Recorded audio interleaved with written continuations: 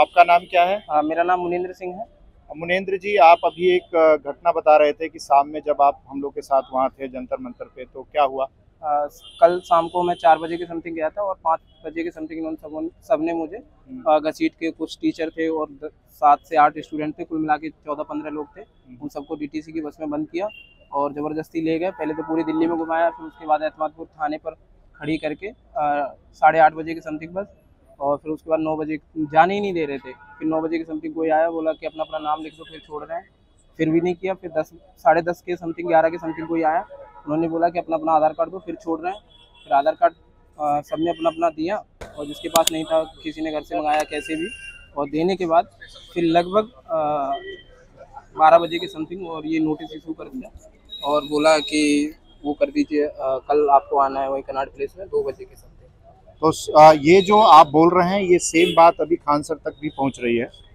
हम लोग खान सर के साथ जुड़े हुए हैं सर आपके साथ। और मुनेंद्र, हम सर से भी रिक्वेस्ट करेंगे कि आपको जो भी परेशानी हुई है उसकी संज्ञान सर लें। तो क्या अभी धारा लगाई है आप पर और क्या कह रहे हैं अभी आप? उन्होंने बोला है कि हो सकता है कि आपको कोर्ट में आए, आपने बिना परमिशन के आंदोलन किया है और आप मौके पर पकड़े गए हैं।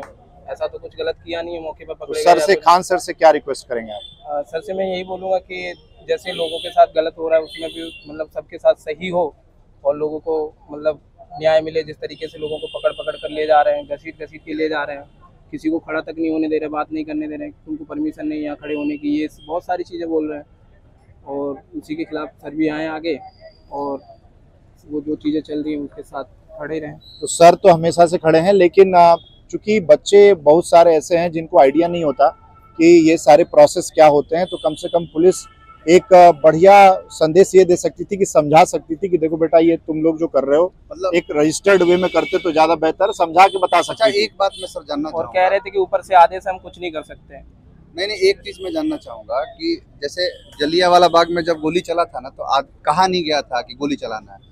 क्या आप लोगों से कहा गया था कि इतने देर में आप यहाँ से हट जाइए, नहीं तो हम कुछ ऐसा करेंगे या ऐसा आपके साथ होगा, आपको पकड़ा जाएगा? कोई पहले से आपको इंटीमेशन दिया गया था? नहीं, कोई अनाउंसमेंट, सीधा एक्शन। हाँ, बाहर आ रहे थे लोग तो बाहर हम सब भी निकले और उसी के बाद उन्होंने पकड़ना स्टार्ट कर दिया और भरना स्टार्ट कर दिया कि अब तुमको देखते हैं।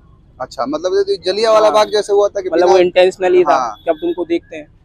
आप भीड़ कम हुई, आप निश्चिंत रहिए, सब लोग आपके साथ हैं, पूरा टीचर समुदाय आपके साथ है। स्पेशली खान सर आप लोगों को जो है पूरी तरीके से सपोर्ट कर रहे हैं। जितना आप लोग के लिए करना होगा ना, सर तैयार है, क्योंकि पहले से ही सर आप लोग के साथ हैं। और निश्चिंत रहिए, आप लोग के साथ आँच नहीं आने देंगे, क्योंकि वो सबसे ज्यादा जो हमारे लिए, हमारा परिवार आप ही लोग हैं, बच्चे ही हमारे लिए सब कुछ हैं। आप निश्चिंत रहिए, बस आप पढ़ाई करते रहिए, क्योंकि वही एक जरिया है कि जो आपको पकड़ने में भी कहाँ मन लगता है, ये मानसिक दबाव बन गया इतना ज्यादा। हम इस चीज को समझ सकते हैं, क्योंकि हम लोगों ने भी एक समय पर पढ़ाई किया है, पढ़ा है, चीजों को समझा है, लेकिन इसका कोई दूसरा जो है तरीका नहीं। क्योंकि जो आपको पकड़ के ले गए थे ना, इसका मजा तभी है कि जब वो आपको एक दिन सैल्यूट करे, तब जाके आपको सेटिस्फेक्शन मिलेगा कि ये वही लोग हैं जो हमको एक बार घसीट के ले गए थे और आज हमारे सामने सैल्यूट कर रहे हैं। आप मुस्कुराते हुए आगे बढ़ेंगे। तो आप हिम्मत नहीं हारना है, क्योंकि इंसान का सबसे बड़ा ताकत उसका हिम्मत है। तो आप हिम्मत क्यों हारेंगे? हम लोग जब आपके साथ हैं तो फिर क्या दिक्कत है ना? आप निश्चिंत रहिए, आपके साथ पूरी तरीके से हम लोग साथ हैं। ठीक है।